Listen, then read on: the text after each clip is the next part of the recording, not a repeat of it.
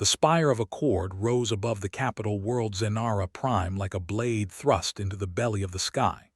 Its vast assembly chamber could seat 3,000 delegates from the 47-member species of the Galactic Council, and today every tier was full. The air shimmered with translation fields and the subtle hum of environmental adjusters, each section tuned to its occupants' native atmospheres. High above, observation galleries hosted diplomats, journalists, and military attachés, all watching the session with the quiet tension of creatures sensing a storm. Ambassador David Vance sat in the human delegation's booth, a modest alcove on the third tier, far from the privileged circles near the Chancellor's dais. He was a lean man in his late 50s, silver hair cropped short, face unreadable. His suit was simple charcoal fabric, no ceremonial armor, no bioluminescent rank sigils.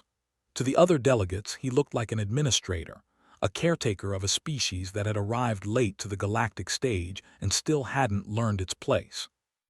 Beside him, Commander Myra Solovyova monitored a compact data slate, her posture rigid with controlled anger.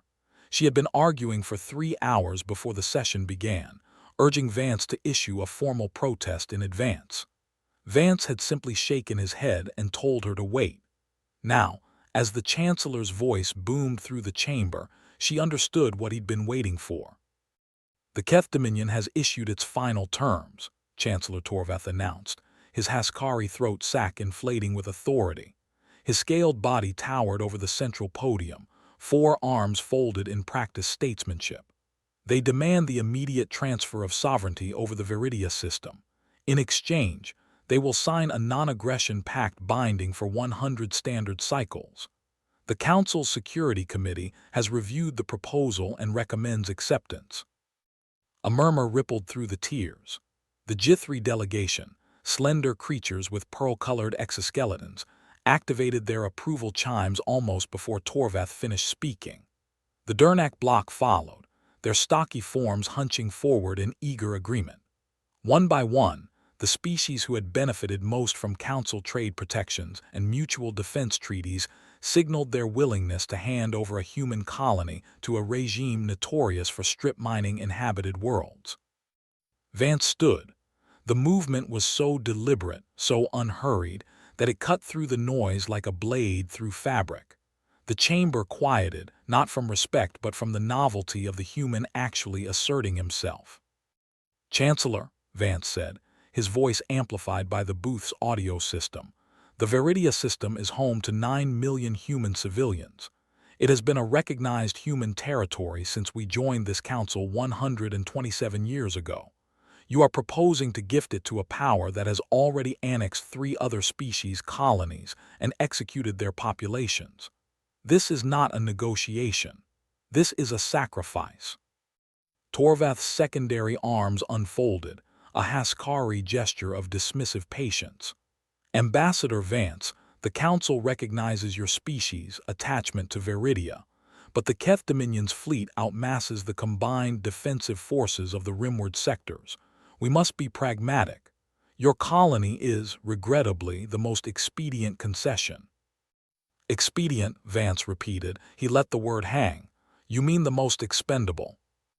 The Jithri delegate, a creature named Elite, rose from its coiled seat. Its voice was a fluting melody filtered through the translator. "The human species has contributed minimally to the Council's military infrastructure. Your worlds are poorly defended. Your technology is unremarkable. It is not a matter of expendability, it is a matter of capacity. You cannot defend Viridia. Therefore, its sacrifice preserves lives elsewhere. The arithmetic is sound." Solovyova's knuckles whitened on her data slate. Vance touched her wrist, a tiny motion that stilled her. He looked at Elite, then at Torvath, then swept his gaze across the tiers of delegates. "Put it to a vote," Vance said. Torvath's throat sac quivered, a Haskari expression that translated as surprise. "You wish to proceed to a vote. You have not exhausted your arguments." "I've said what I came to say. Vote." The Chancellor hesitated, then struck the podium with a ceremonial mallet. The sound echoed through the chamber like a funeral bell. "By protocol, The delegation from Terra has requested an immediate vote on the Keth Dominion Treaty terms. All delegations will cast their decision. A simple majority carries the motion. The voting lights began to glow. Tier by tier, delegation by delegation, the colors shifted. Green for approval, red for rejection. The chamber filled with a sea of green. The Jithri, the Durnak, the Hethri Collective, the Kel Dominion, the Far Worlds Compact. Species after species that humanity had traded with, healed, fought beside in border skirmishes, all chose green. A handful of red lights flickered. The Tavan Ascendancy, the Myrick Guilds, small powers who owed humanity debts they could not easily forget, but they were drowned in the tide. Torvath watched the tally. When the final delegation cast its vote, the result was displayed on the central holograph. 89% approval, 11% rejection. The motion carried. "The Council has spoken," Torvath intoned. "The Veridia system will be transferred to Keth Dominion jurisdiction within 30 standard days. The human population will be relocated at Council expense. Ambassador Vance, your cooperation is expected." Vance remained standing. He looked at the tally, then at Torvath, and something shifted in his face. Not anger, not sorrow. It was the expression of a man who had just heard a lock click shut and knew he had the only key. He raised his left hand and touched his comlink. The small device glowed once. Across the chamber, every human aide, guard, and attaché rose from their seats in perfect synchronization. The motion was eerie, a wave of bodies standing without a word spoken. The other delegations fell silent, reptilian frills flattening, fur bristling, antennae twitching in sudden unease. "Ambassador," Torvath's voice carried a warning note. "What is the meaning of this?" Vance stepped out of the booth. His delegation followed, forming a column in the aisle. He did not look back.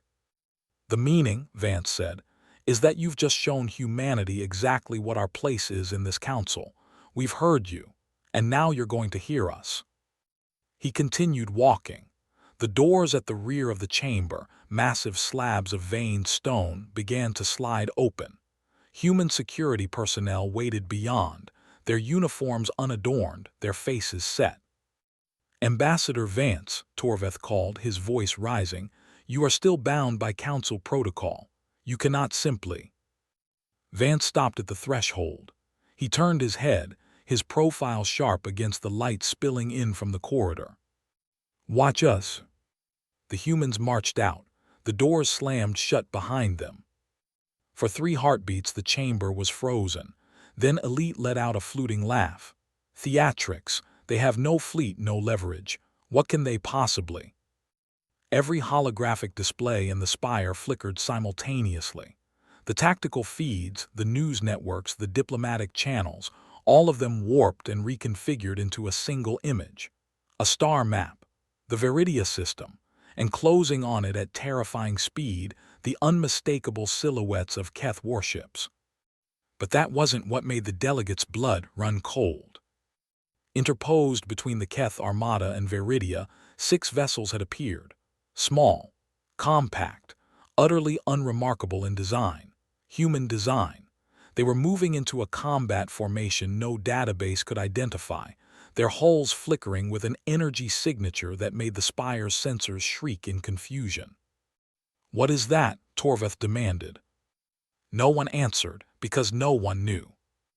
The galaxy watched. The corridor beyond the spire's assembly chamber was long and stark, lit by strips of cool light that reflected off polished stone. Ambassador Vance walked at the head of the human column, his footsteps steady, his gaze forward. Solovyova matched his pace to his right, her jaw tight. Behind them came a dozen aides, security officers, and the human council attaché staff who had served in the spire for decades. None of them spoke. The only sound was the rhythmic tread of boots and the distant wail of alarms beginning to rise from the chamber they had left behind. Vance did not slow his pace. He keyed his comlink again. "Status." A voice answered, tinny but clear, broadcast through the secure channel that human engineering had woven into the spire's own communication grid without anyone noticing. Vance, this is Admiral Okonkwo. Home fleet is in position. Keth Armada has crossed the Viridia system boundary. Weapons hot, waiting your word. Hold, Vance said. I want the Council to see every frame. Understood, we'll give them a show. Solovyova glanced at him. David, are we really doing this? Full extraction. They voted to give 9 million of our people to slavers and murderers, Myra. There's no middle ground left.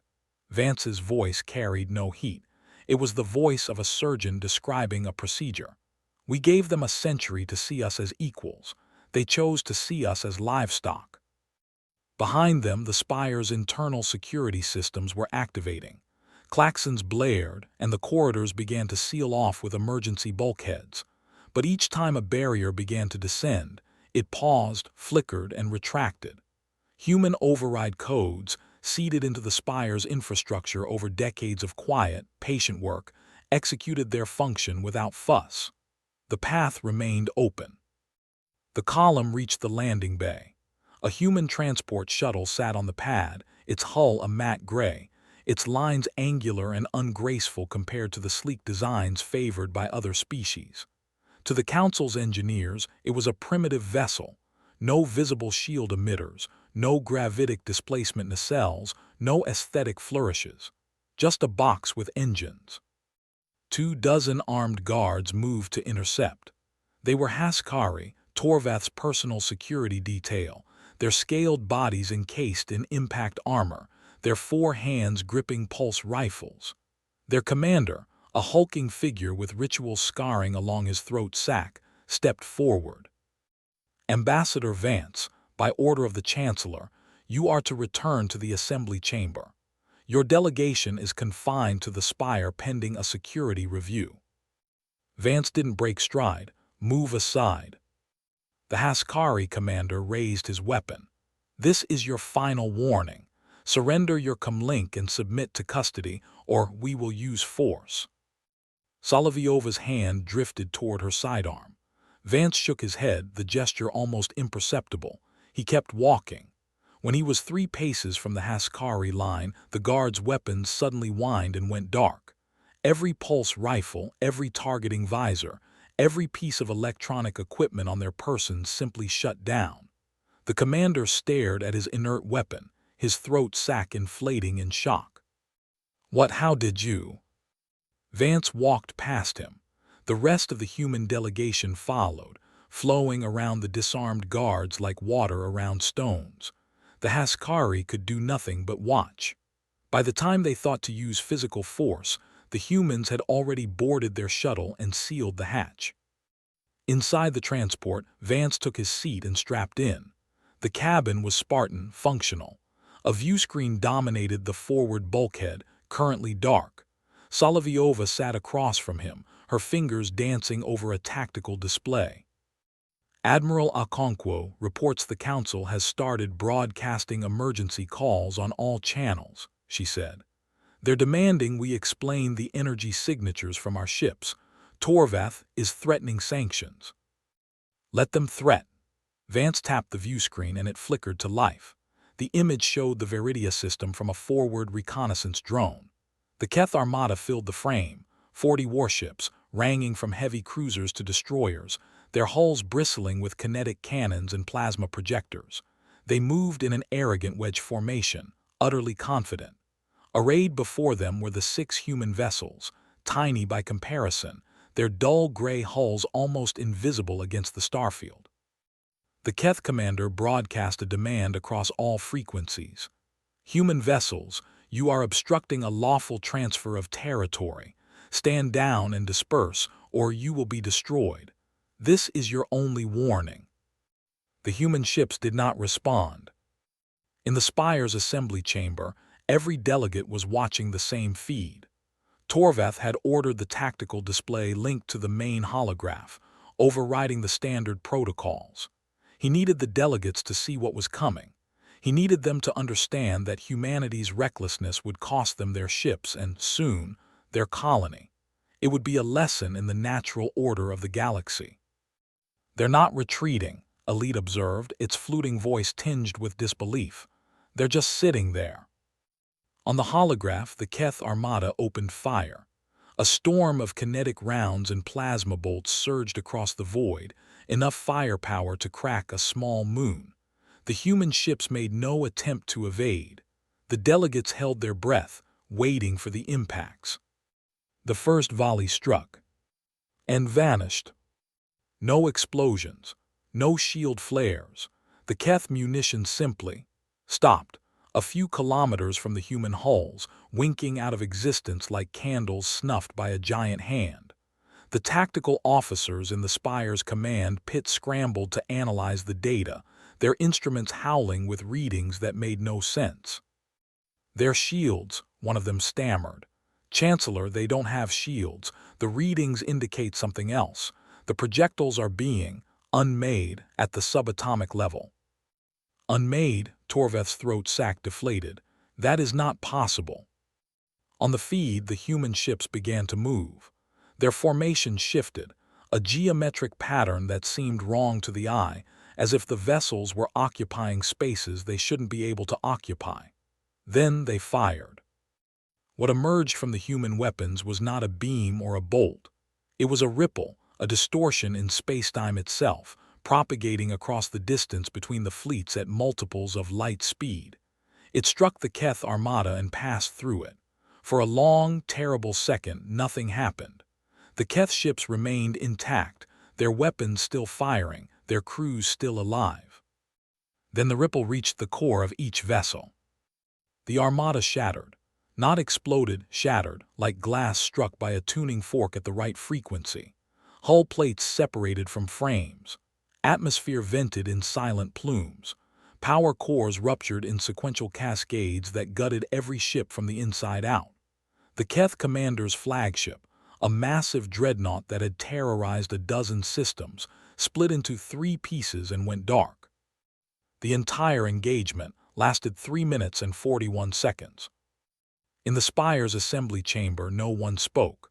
The holograph displayed the aftermath, a field of debris where 40 Keth warships had been. The 6 human ships were turning away, their formation unbroken, their hulls unmarked. They had not used a single missile, a single torpedo, a single kinetic round. They had simply reached out and unmade an invasion force that the Council had deemed unstoppable. Torvath's voice, when he finally found it, was barely a whisper. "Get me Ambassador Vance. Get me anyone from the human delegation. Now." "Chancellor," the communications officer said, her fur standing on end, "the humans have sealed their channels. We cannot reach them, and—" She paused, her console flickering. "And what?" "All human diplomatic stations across Council space have gone silent. Embassies, consulates, trade offices. They've cut every link. It's as if they've vanished." The holograph flickered and changed. The star map returned, but now human space was outlined in a pulsing gray border. One by one, the stars within that border were disappearing from the Council's navigational network. Trade routes snapped. Relay stations went dark. The seamless web of galactic civilization was tearing apart along a seam no one had realized existed.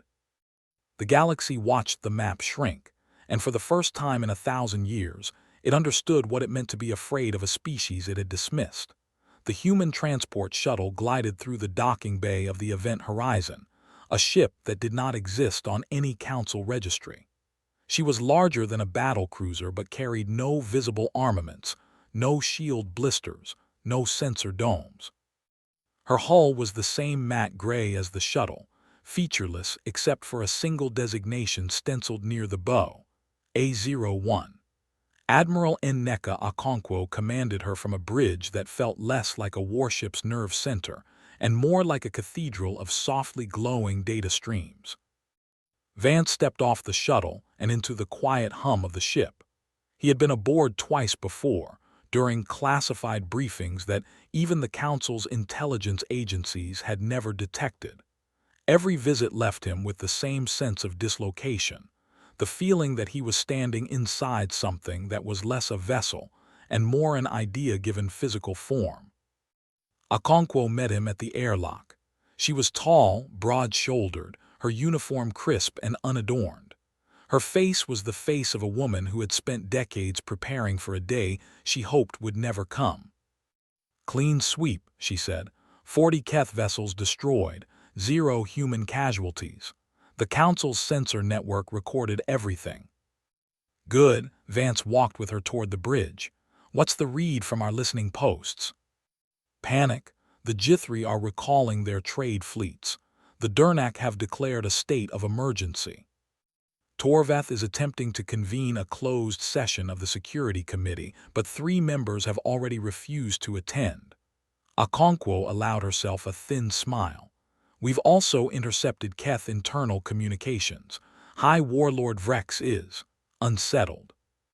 "Unsettled is a start. He hasn't sent terms yet." "Not yet, but he will. He's a predator. Right now he's trying to figure out if we're a bigger predator or just a prey animal with a lucky bite." They reached the bridge.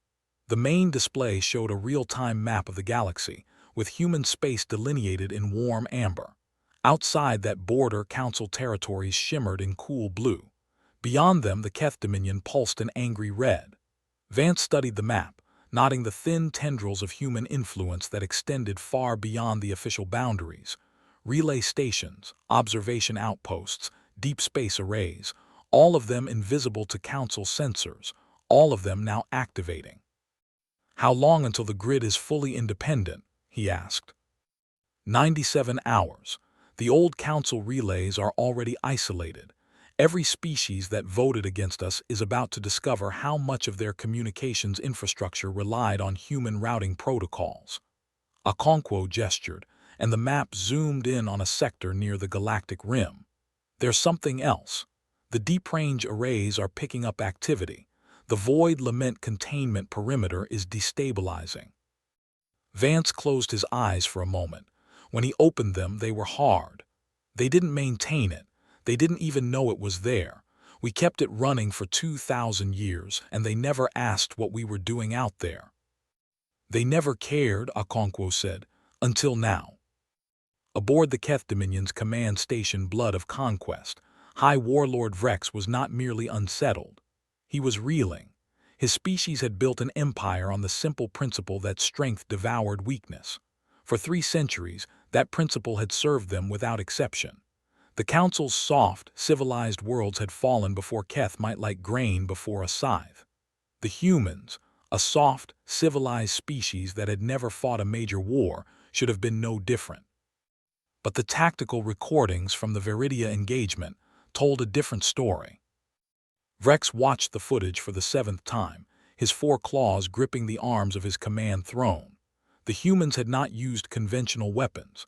They had not even used the exotic plasma lances that some Council races wielded. They had deployed something entirely outside the Keth tactical lexicon, a field effect weapon that destabilized matter at the quantum level. The Keth's best scientists were still trying to understand how it worked. Their best estimate was that it shouldn't exist. "They had this capability the entire time," Vrex rumbled, his voice a low growl that made his subordinates flatten their crests in submission. "They sat in that council for more than a century. They listened to insults. They accepted trade disadvantages. They let us take their border systems in the skirmish of 18 stars, and they never once used this weapon. Why?" His chief strategist, a scarred old veteran named Drax, risked a response. "Warlord, the only logical explanation is that they were hiding, not from us, from someone else." "Who?" Drax's crest flattened further. "I don't know, but I think we should find out before we provoke them further." Before Vrex could respond, the entire command station shuddered. Alarms erupted across every console. The main tactical display flickered and reconfigured, showing the space around Blood of Conquest, and the 12 human ships that had materialized out of nowhere, surrounding the station at perfect intervals. "They bypassed the jump gate network," the sensor officer cried. "Warlord, they just appeared. No wormhole signatures, no gravitic displacement, nothing." A communication request blinked on Vrex's console. The origin was human. He accepted it with a claw that trembled despite his will. A human face filled his screen. It was a woman, dark-skinned, her hair cropped close to her skull, her eyes utterly devoid of emotion. When she spoke, her voice was calm, not the calm of negotiation, the calm of a surgeon explaining the procedure before the anesthetic takes hold. High Warlord Vrex, I am Admiral Nneka Okonkwo of the Terran Home Fleet. Your armada has been destroyed. Your orbital defenses are disabled. You have 12 hours to issue an unconditional surrender of the Keth Dominion to human authority. If you refuse, we will continue our advance. There will be no second offer. The transmission ended. Vrex stared at the blank screen. His subordinates waited, crests flat, breaths shallow. He had spent his entire life being the thing that other species feared. Now, for the first time, he understood what it felt like to be prey. 12 hours. The countdown began. The Council's emergency session convened in chaos. Delegates who had voted with confidence just hours earlier now shouted over one another, demanding explanations, demanding military commitments, demanding that someone do something about the humans. Chancellor Torvath stood at the central podium, his forearms gripping the edges as if the dais were a raft in a storm. We have been deceived, Elite of the Jithri declared, its melodic voice now shrill.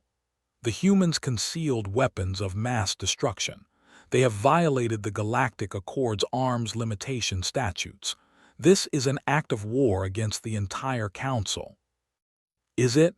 The Tavan delegate, a scaled biped named Score, rose from his seat. The Tavan ascendancy had been one of the few species to vote against the Viridia cession. We just voted to hand over their civilians to a genocidal regime, and you're surprised they responded with force. This isn't deception. It's consequence. You defend them. Elite's exoskeleton flushed a dull orange with outrage. I recognize a people who have been pushed too far. The Taven remember what it felt like when the Keth came for us. The humans saved our homeworld. We owed them a debt.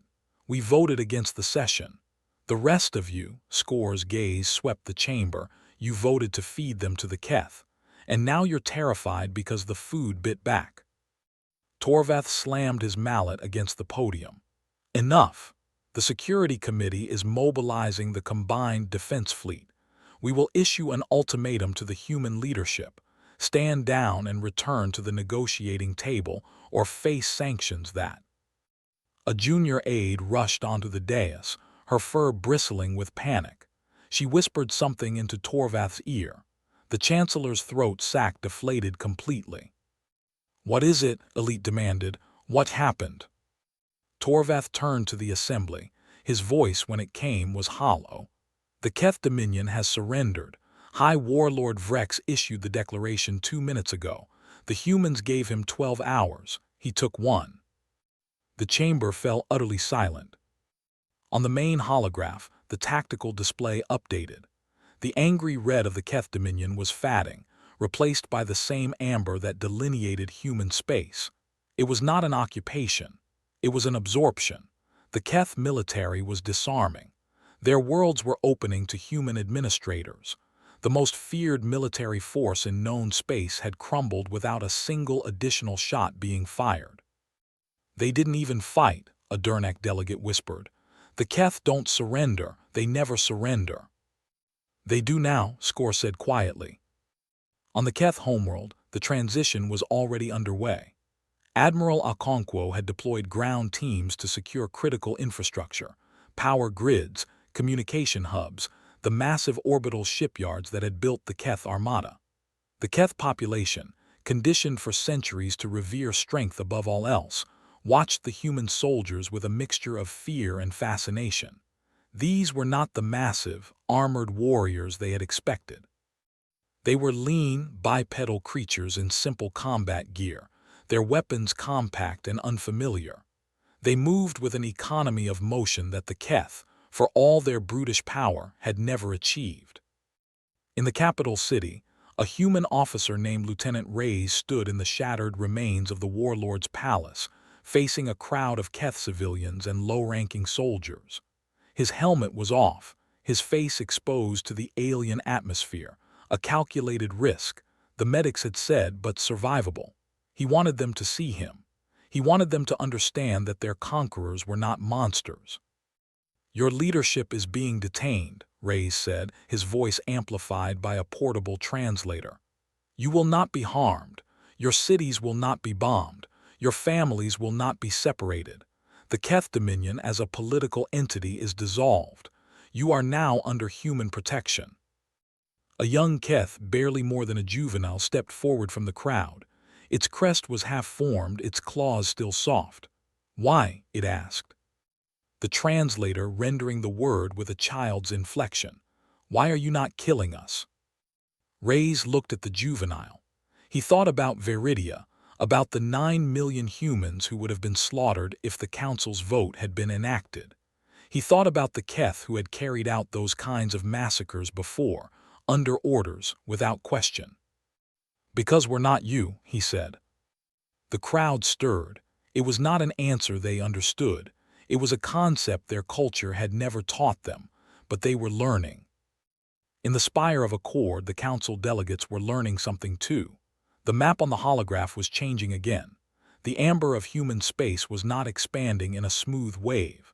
It was reaching out along specific vectors, targeting specific systems. Systems that contained critical infrastructure. Systems that housed council military installations. Systems that, the delegates realized with growing horror, the humans had built.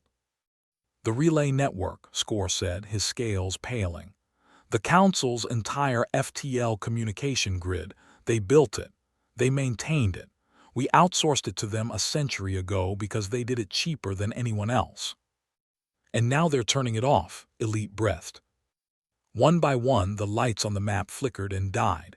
Not all at once, a gradual selective dimming. Trade routes closed. Diplomatic channels severed. Military coordination networks went silent. The council was not being destroyed.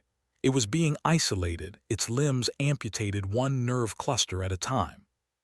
Torvath opened a channel to the human delegation's emergency contact frequency, the one that was supposed to remain open even in times of diplomatic crisis. It was dead. He tried the backup. Dead. He tried the tertiary channel, the one buried in the spire's foundational code. A recorded message played. Ambassador David Vance's voice, calm and unhurried. "You wanted humanity to be small. You wanted us to be weak. You wanted us to be grateful for the scraps you threw us. We are none of those things. We never were. The galaxy is bigger than you know, and it is more dangerous than you imagine. For 2,000 years we have stood between you and the things that live in the dark.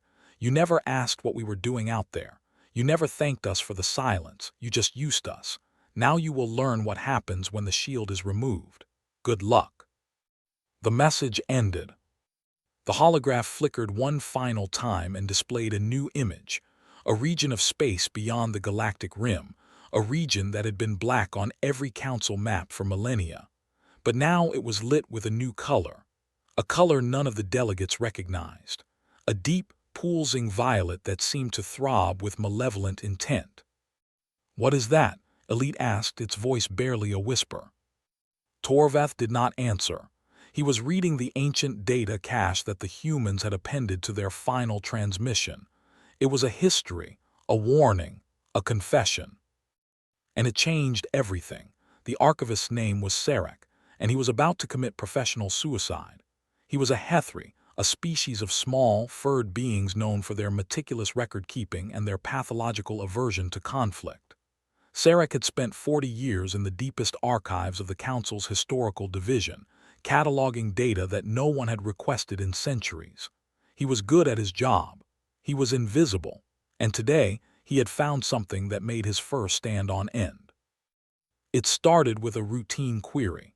The human transmission had included a data packet, a compressed file that the Council's analysts had initially dismissed as propaganda. But Sarek's algorithms had flagged it for archival cross-reference, and what he found made him choke on his midday nutrient paste. The file referenced a conflict, a war that had occurred 2,137 years ago, give or take a decade, a war that did not exist in any council historical record. The enemy was called the Void Lament, and according to the human file, it had devoured 17 star systems before it was stopped. 17. That number was a ghost. It appeared nowhere in the archives. Sarek cross-referenced spectral data, stellar drift patterns, the gravitational echoes that lingered in the fabric of space-time. And there it was, 17 regions of space that should have contained stars but didn't. 17 locations where the residual background radiation indicated catastrophic stellar collapse, all occurring within a span of 50 years. The stars hadn't collapsed, they had been eaten. Sarek dove deeper. He accessed the sealed archives, the records that required clearance codes he had quietly acquired over decades of bureaucratic maneuvering. He found the original council charter, the version that predated the current accord by nearly a millennium. And there, in the preamble, was a section that had been redacted from every public copy. In gratitude to the species from the Orion Spur, who came to our aid in the time of the Great Silence, and who chose thereafter to dwell among us in humble form, we established this council. The species from the Orion Spur. The Orion Spur was a minor arm of the galaxy, and its most prominent inhabited system was Sol. Humanity. Sarek's paws trembled as he pulled up the next file. It was a treaty, not a treaty between the Council and humanity, but a treaty between humanity and something else. The translation was fragmentary, but the terms were clear. A boundary was established, a perimeter. Humanity agreed to maintain a defense grid along the galactic rim, and the Void Lament agreed to remain beyond it. The grid was powered by technology that humanity provided, maintained by engineers who passed their knowledge down through generations, hidden in plain sight as the Council's humble communications network. The entire galactic civilization, for 2 millennia, had been protected by a shield they didn't know existed, and they had just driven away the people holding it together. Sarek copied the files. He copied everything. Then he sent the package to every news outlet, every scientific institution, every government database he could access. The transmission took 90 seconds. By the time the Council's security forces broke down his door, the truth was already spreading. In the spire of Accord, the revelations hit like a seismic shock. Torvath, reading the data in real time alongside the rest of the delegates, felt his forearms go numb. The Void Lament was not a myth. It was not a primitive superstition. It was a real, existential threat that had nearly consumed the galaxy before the current Council species had even achieved spaceflight, and humanity had been fighting it alone in silence for 2,000 years. They were never weak, Score said, his voice carrying across the stunned chamber. They were the strongest among us. They just didn't need us to know it. Elite's exoskeleton had gone completely pale, the Jithri equivalent of shock. Why? Why would they hide this? Why would they let us treat them like inferiors, Score finished. Because they wanted to be left alone. They wanted to live in peace. They took on the burden of guarding the galaxy, and they didn't ask for gratitude. But we didn't just fail to thank them. We spat on them. We tried to feed them to the Keth. The holograph updated again. The violet stain beyond the galactic rim was growing. The Void Lament containment perimeter was failing. And without human engineers to maintain the grid, the failure was accelerating. On the event horizon, Ambassador Vance watched the same data feeds. His face was illuminated by the soft glow of the display, his expression unreadable. Admiral Okonkwo stood beside him, her arms crossed. The grid has about 72 hours before the first breach, she said. The Asheville system is directly in the path. Population, 4 million. Council species, Durnak colonists. Vance said nothing. They're going to ask us for help, Okonkwo continued. They're already drafting the formal request. Torvath is preparing a public apology, and the Security Committee is working on a resolution to rescind the Veridia vote. They're going to beg David. I know. What are we going to do? Vance was silent for a long moment. Then he reached over and activated the ship's communication system. A channel opened. The recipient was the spire of a cord direct to the Chancellor's emergency frequency. The moment the connection established, the chaos in the council chamber died. Every delegate saw the incoming transmission signature, human origin, ambassador-level clearance. "Chancellor Torvath," Vance said, his voice filling the chamber. "I've read your preliminary apology draft. I've seen your proposed resolution. I understand that you now recognize what humanity has done for this galaxy. I understand that you are afraid." Torvath leaned forward, his throat sac inflating with desperate hope.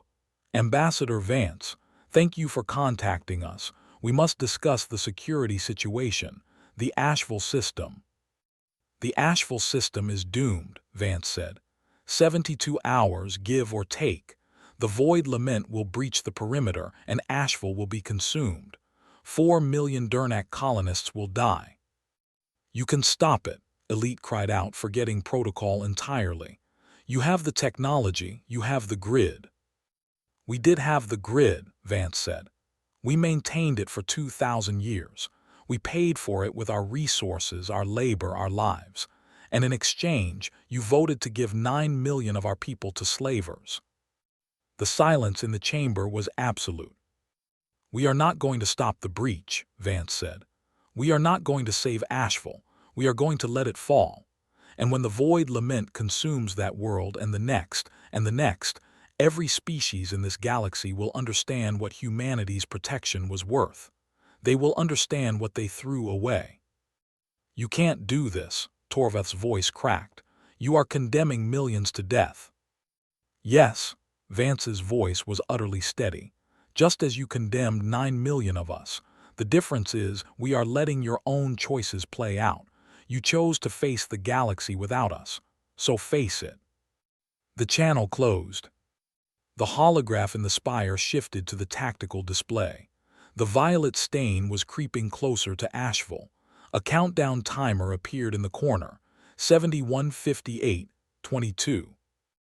The galaxy watched, and for the first time in 2 millennia, the galaxy was truly alone. The fall of Asheville was broadcast across every surviving communication channel in Council space. There was no military defense to mount, no fleet to rally. The Durnak colonists had 4 days of warning, and in that time they attempted to evacuate.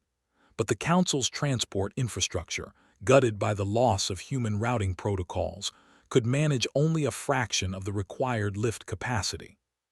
When the Void Lament arrived, nearly 3 million Durnak were still on the planet.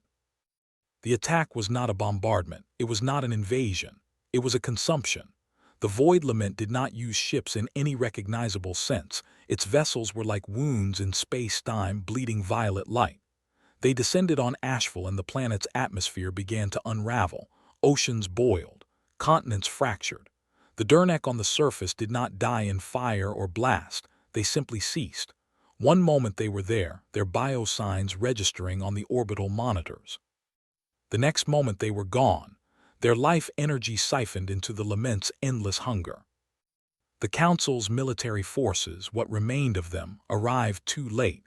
They found a dead world orbiting a dimming star and a void vessel rising from the wreckage to meet them. The engagement lasted 11 minutes. The Council lost 12 ships. The void vessel lost nothing. In the spire of Accord, the holograph showed the tactical aftermath. Torvath had stopped trying to maintain order. The delegates no longer shouted. They watched. They were learning, in the cruelest possible way, what humanity had been protecting them from. "The Hethri Collective is recalling its ambassadors," a communications officer reported, her voice listless. "The Far Worlds Compact has declared independence from the Council. They intend to negotiate separately with Earth." "There is no negotiating with Earth," Torvath said. "We've tried, every channel, every backdoor. The humans are not responding." "They're responding to someone," Score said. He was still in his delegation booth, his scales dull with exhaustion. "The Keth just signed a permanent defense treaty with them. Full integration. The Keth fleet is being retrofitted with human technology. They're calling it the Terran Protectorate. Elite let out a bitter laugh. The Keth, our former enemies, now under human protection, and we are burning.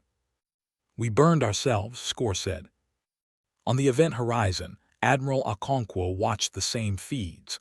Her bridge crew worked in focused silence, monitoring the cascading collapse of the Council's infrastructure. The damage was not limited to Asheville. The Void Lament breach was expanding along the perimeter, and without the human defense grid, there was nothing to slow it down. 5 more systems were projected to fall within the next month, populations totaling nearly 200 million. David, Okonkwo said quietly, we could stop this. We still have the grid. It's damaged, but we can repair it. We can push them back. Vance was staring at the star map, his hands clasped behind his back. I know we can. Then why aren't we? Because they need to understand. Vance turned to face her. 2 millennia in NECA. 2,000 years we held that line, and in all that time the Council never asked us what we were doing. They never questioned why a species with unremarkable technology was allowed to build their entire communication network. They never wondered why we didn't build warships like the other species. They just accepted that we were weak and useful, and they treated us accordingly. And if they don't learn, if they just keep dying, then they die. Vance's voice was hard, but his eyes held a grief that he did not allow to reach his voice. We can't force them to be worthy of our protection. We can only offer them the truth and see what they do with it. A communications officer looked up from her console. Ambassador, we're receiving a transmission from Zenara Prime. It's not from the Chancellor. Who is it from?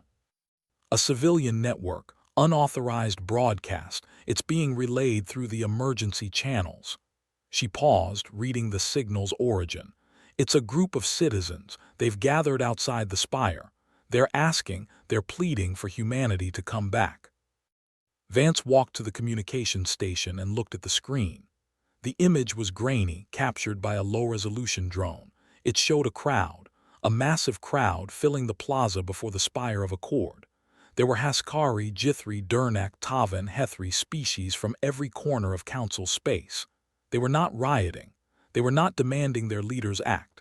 They were holding up signs, handwritten in dozens of languages, all saying the same thing. We're sorry, come back. We didn't know, forgive us. You were our shield, we failed you.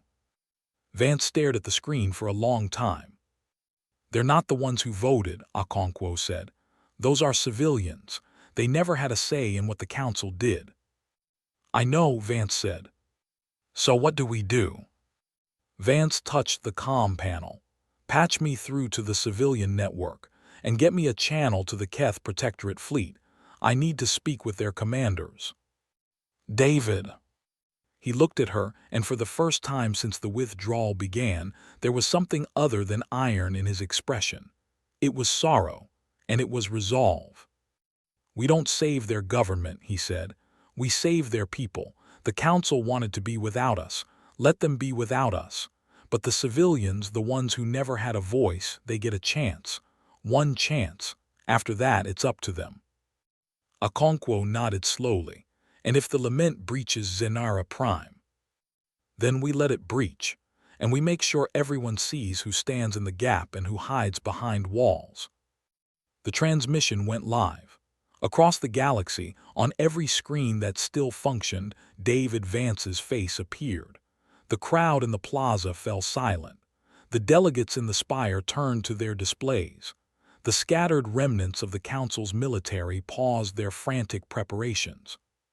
People of the galaxy, Vance said, you have been lied to. You have been protected for 2,000 years by a species your leaders treated as servants. That protection has been withdrawn. The Void Lament is coming and your governments cannot stop it, but we can. We will. Not for the Council. Not for the politicians who sold my people to slavers. For you. For the civilians who had no voice in that vote. For the children who will die unless someone stands between them and the dark. He paused, the silence stretched. We are going to make our stand at Zenara Prime. If you want to live, get your people to the evacuation zones. We will hold the line long enough for civilian transports to flee. Your governments will not be coming with you. They made their choice. Now they live with it. The transmission ended. In the plaza, the crowd began to move, not in panic, in purpose. Evacuation coordinators, many of them human volunteers who had been embedded in the civilian networks for years, began directing the flow of refugees. The spire of Accord, the seat of galactic power for 1,000 years, was left empty. The delegates fled to their embassies, their homeworlds, their safe bunkers.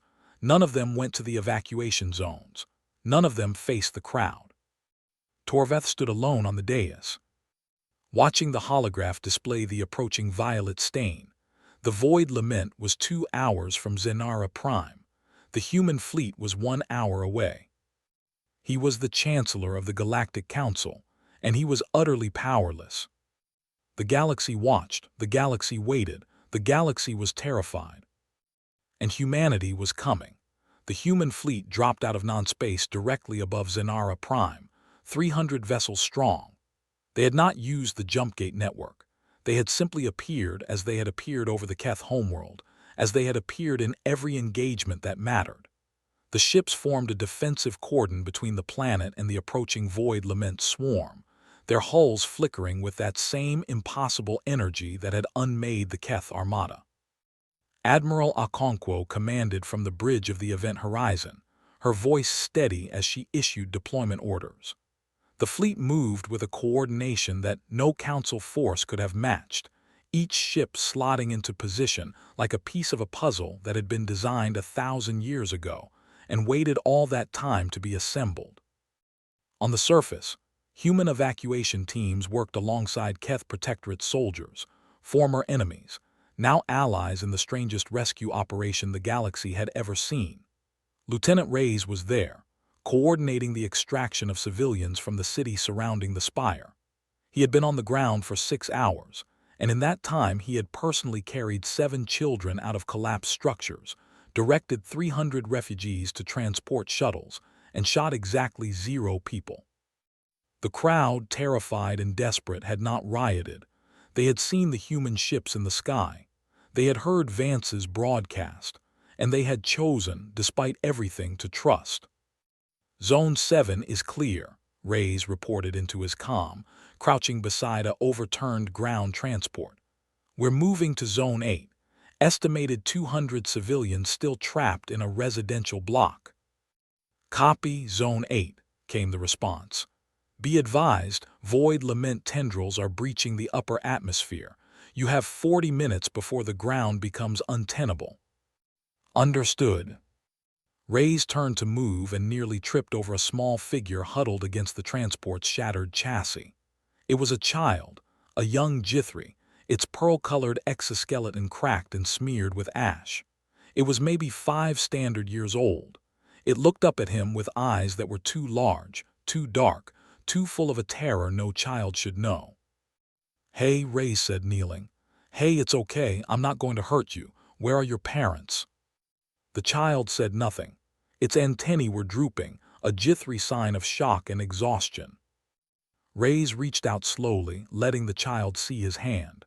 Come on, we have to go. There's a shuttle waiting. It's going to take you somewhere safe. The child stared at his hand. Then, tentatively, it reached out and grasped his fingers. Why? The child whispered. The translator rendered the words small and fragile. Reyes looked at the child. He thought about Vance's speech. He thought about the vote. He thought about the 9 million humans who would have died if the Viridia session had gone through. And he thought about the fact that he was here, on a world that had betrayed his species, saving a child whose leaders had condemned his people. Because that's who we are, he said, and you will never forget it. He picked up the child and ran. In orbit, the battle began. The void lament swarm descended on Zenara Prime like a tide of living shadow, its tendrils reaching for the human ships. The same tendrils that had consumed Asheville, that had torn through Council warships like paper. They struck the human cordon and recoiled. The energy that shimmered along human hulls was anathema to them, a frequency of reality that their unreality could not tolerate. The human ships advanced, not firing weapons in the conventional sense but projecting a field that pushed the lament back, compressing its mass, forcing it away from the planet. Okonkwo watched the tactical display, her jaw set. They're adapting. The lament is learning. We've pushed them back before, but they always come again. We know, Vance said. He was on the bridge, standing at her side. He had no formal military rank, but in this moment no one questioned his presence. That's the nature of the enemy. They don't stop. They don't negotiate. They just hunger. So how do we end this, permanently? We don't, Vance said. Not today, maybe not ever. We contain them. We hold the line. That's what we've done for 2,000 years. That's what we'll keep doing. The only difference now is that the galaxy knows about it. The engagement lasted 7 hours. When it was over, the Void Lament swarm had been driven back beyond the perimeter, the breach sealed by human engineers who had worked through the battle to repair the ancient grid. Zenara Prime was scarred, its upper atmosphere still flickering with residual energy, but it was intact. The civilian evacuees, nearly 2 million of them, had been lifted to safety. The spire of Accord, however, was gone. It had not been destroyed by the lament. It had been deliberately targeted by the human cordon's field projectors, its foundations shattered, its towers collapsed. The seat of the council was a crater of rubble. Torvath had been inside. He had refused to leave. He had stood on the dais until the last moment, and when the spire fell, he fell with it. History would debate whether it was an act of defiance or despair. Humanity did not debate it at all. In the aftermath, David Vance addressed the galaxy one final time. He stood in a makeshift broadcast studio aboard the Event Horizon, his suit still immaculate, his face still composed. But his voice was different now. It carried not the steel of ultimatums but the weight of a promise. Lactic Council is dissolved. Its leaders are gone, its treaties are void. In their place, humanity will establish a new framework. We are calling it the Terran Accord. Membership is open to any species that wishes to join. The terms are simple. You will contribute to the common defense. You will not wage war on one another. You will not sacrifice your neighbors for short-term gain. And you will remember what we are and what we have done for you, not as a debt to be repaid, but as a truth to be honored. He paused, the camera held on his face. We did not want this. We wanted to be your equals, your partners, your friends. You chose to see us as less. That choice has cost you your government, your pride, and very nearly your survival. The next choice is yours. We will not force you to join us. We will not conquer you, but we will not shield you if you stand aside. The dark is still out there. It is always out there, and only together can we hold it back. On the surface of Zenara Prime, Lieutenant Reyes stood at the edge of the crater that had been the spire of Accord. The child he had rescued was with him, its small hand still gripping his. A medical shuttle was waiting to take the child to a refugee processing center, where it would be reunited with its surviving family. But for now, the child was not letting go. "Will you stay?" the child asked. "Will you stay with us?" Reyes looked down at the child. He thought about all the answers he could give, strategic, political, philosophical. None of them mattered, only the truth mattered. "Yes," he said, "we're staying." The child's antennae lifted, a fraction of hope. Across the galaxy, the amber of human space was no longer a border. It was a beacon. The old order had fallen. The new order was rising, and at the heart of it humanity stood, not as conquerors, not as gods, but as something far more terrifying and far more beautiful.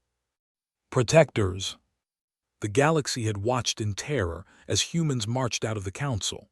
Now it watched in awe as they marched back in. And nothing would ever be the same.